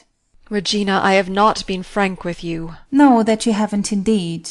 If I'd known that Oswald was an invalid, why... And now, too, that it can never come to anything serious between us. I really can't stop out here in the country and wear myself out nursing sick people. Not even one who is so near to you? No, that I can't. A poor girl must make the best of her young days, or she'll be left out in the cold before she knows where she is. And I, too, have the joy of life in me, Mrs. Alving. Unfortunately, you leave. But don't throw yourself away, Regina. Oh, what must be, must be. If Oswald takes after his father, I take after my mother, I dare say. May I ask, ma'am, if Pastor Manders knows all this about me? Pastor Manders knows all about it. Regina busies herself putting on her shawl. Well, then, I'd better make haste and get away by this steamer. The pastor is such a nice man to deal with, and I certainly think I've as much right to a little of that money as he has, that brute of a carpenter. You are heartily welcome to it, Regina. Regina looks hard at her. I think you might have brought me up as a gentleman's daughter, ma'am. It would have suited me better. She tosses her head. But pooh, what does it matter? She gives a bitter side glance at the corked bottle. I may come to drink champagne with gentlefolks yet. And if you ever need a home, Regina, come to me. No, thank you, ma'am. Pastor Manders will look after me, I know. And if the worst comes to the worst, I know of one house where I've every right to a place. Where is that? Chamberlain Alving's home. Regina, now I see it. You are going to your ruin. Oh, stuff. Goodbye. Regina nods and goes out through the hall. Oswald stands at the window and looks out. Is she gone? Yes. Oswald murmurs aside to himself. I think it was a mistake, this. Mrs. Alving goes up behind him and lays her hands on his shoulders. Oswald, my dear boy, has it shaken you very much? He turns his face towards her. All that about father, do you mean? Yes, about your unhappy father. I am so afraid it may have been too much for you. Why should you fancy that? Of course it came upon me as a great surprise, but it can make no real difference to me. Mrs. Alving draws her hands away. No difference? That your father was so infinitely unhappy? Of course I can pity him as I would anybody else, but... Nothing more? Your own father? Oh, father, father! I never knew anything of father! I remember nothing about him except that he once made me sick! This is terrible to think of. Ought not a son to love his father, whatever happens? When a son has nothing to thank his father for? Has never known him? Do you really cling to that old superstition? You who are so enlightened in other ways. Can it be only a superstition? Yes, surely you can see that, mother. It's one of those notions that are current in the world and so... Ghosts. Oswald crosses the room. Yes, you may call them ghosts. Oswald, then you don't love me either. You I know at any rate. Yes, you know me, but is that all? And of course I know how fond you are of me, and I can't but be grateful to you. And then you could be so useful to me now that I am ill. Yes, cannot I, Oswald? Oh, I could almost bless the illness that has driven you home to me. For I see very plainly that you are not mine. I have to win you. Yes, yes, yes, all these are just so many phrases. You must remember that I am a sick man, mother. I can't be much taken up with other people. I have enough to do thinking about myself. I shall be patient and easily satisfied. And cheerful too, mother. Yes, my dear boy, you are quite right. She goes towards him. Have I relieved you of all remorse and self-reproach now? Yes, you have. But now who will relieve me of the dread? The dread? Oswald walks across the room. Regina could have been got to do it. I don't understand you. What is this about dread and Regina? Is it very late, mother? It is early morning. She looks out through the conservatory. The day is dawning over the mountains. And the weather is clearing, Oswald. In a little while you shall see the sun. I'm glad of that. Oh, I may still have much to rejoice in and live for. I should think so, indeed. Even if I can't work. Oh, you'll soon be able to work again, my dear boy, now that you haven't got all those gnawing and depressing thoughts to brood over any longer. Yes, I'm glad you were able to rid me of all those fancies. And when I've got over this one thing more... Oswald sits on the sofa. Now we will have a little talk, mother. Yes, let us. She pushes an armchair towards the sofa and sits down close to him. And meantime the sun will be rising, and then you will know all, and then I shall not feel this dread any longer. What is it that I am to know? Oswald is not listening to her. Mother, did you not say a little while ago that there was nothing in the world you would not do for me if I asked you? Yes, indeed, I said so. And you'll stick to it, mother? You may rely on that, my dear and only boy. I have nothing in the world to live for but you alone. Very well, then. Now you shall hear. Mother, you have a very strong, steadfast mind, I know. Now you're to sit quite still when you hear it. What dreadful thing can it be? You're not to scream out, do you hear? Do you promise me that? We will sit and talk about it quietly. Do you promise me, Mother? Yes, yes, I promise. Only speak. Well, you must know that all this fatigue and my inability to think of work, all that is not the illness itself. Then what is the illness itself? The disease I have as my birthright. He points to his forehead and adds very softly, Is seated here. Oswald! No! No! Don't scream! I can't bear it! Yes, Mother, it is seated here, waiting. And it may break out at any day, at any moment. Oh, what horror! Now, quiet, quiet!